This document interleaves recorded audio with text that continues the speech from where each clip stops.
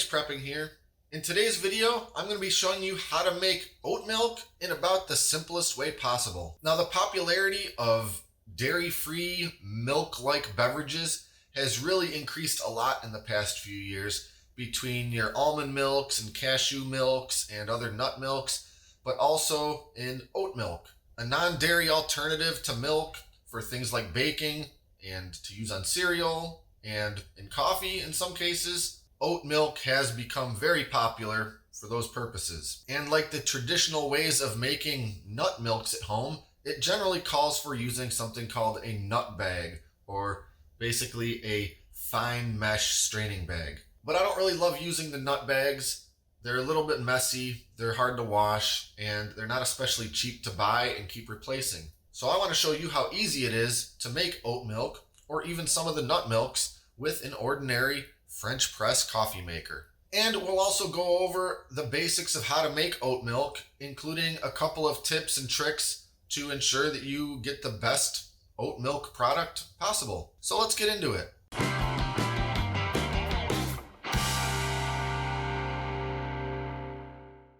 So let's get started by taking a look at our ingredients, and it really doesn't get much simpler than this. We've got our oats and we've got some water. Now let's talk about the oats and the water a little bit first. With the oats, you want to use your ordinary rolled oats. Avoid the steel cut oats and avoid anything called instant oats. They're not going to work the right way to make a nice oat milk, so just go with the most basic and common oatmeal, your rolled oats. As for the water, this is just ordinary water from the tap, but I do want it to be as cold as possible. So I'm actually using ice water that has come from my pitcher full of ice and water. And the reason that we want to use the coldest water possible is because the one problem with oat milk is that it can tend to come out a bit slimy. And the number one way to combat the potential sliminess is through temperature. Specifically low temperature. We don't want to introduce any heat while we're blending our water and our oats together. So we start with ice water, and it's going to help make sure that nothing gets too heated up while it's blending. Now, I'll also mention that I'm making a plain oat milk. It's just oats and water, but you can certainly flavor your oat milk. If you like a little sweetness, you can add honey, maple syrup, some vanilla, or even just sugar. For me, I just want it to be plain oat milk, so I'm not going to add anything else to it. As for the proportions of oats to water, it's 1 part oats to 4 parts water. So in the small batch that we're making today, we've got 2 cups of the ice water and a 1/2 cup of the oats. You could certainly make a much bigger batch depending on the size of your blender or food processor, but since we're using this sort of ordinary sized French press as the method by which we'll strain our oat milk, I'm just going to go with a small batch right now. Now it's time to blend. I'll mention that a lot of people use a high-powered blender for making their oat milks and all sorts of the different non-dairy beverages, but I don't have a good high-powered blender. I do, however, have a decent food processor. So that's what I use. If you've got one of those Ninja or other fancy blenders, use that. But otherwise, you can certainly use a good food processor. And so all we're going to do is dump in our ingredients. 1/2 cup oats, 2 cups ice water, and we're going to blend. And I'm going to blend for about 25 seconds. You really don't want to go any longer than that because the friction of the blade and everything moving around is going to start causing things to heat up. So we don't need to over blend it, and we don't want to over blend it because of that heat factor. So I'm going to go for about 25 seconds on high speed.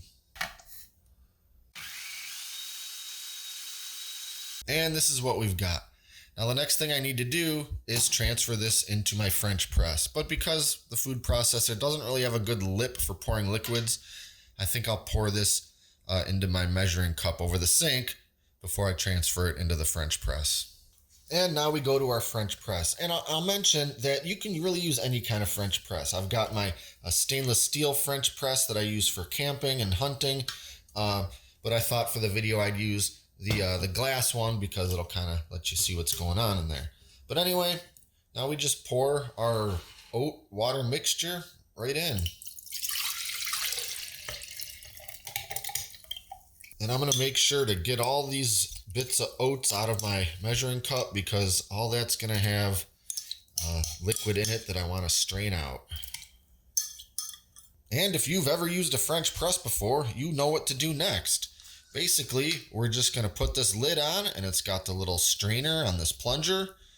We put this in place, make sure the lid is secured down, and we'll make sure to hold that lid in place while we push the plunger down. And this, of course, forces anything that's solid to the bottom of the container and lets anything that's not solid remain up top.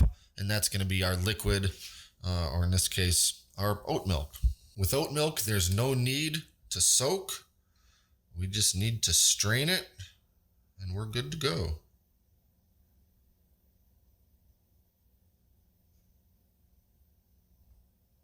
So you can see all of the oats are pushed down to the bottom here, and we've got our liquid up top, and that's what we're going to pour off.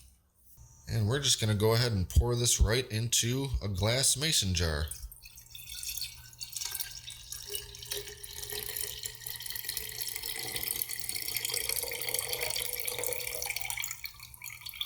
And there you have it.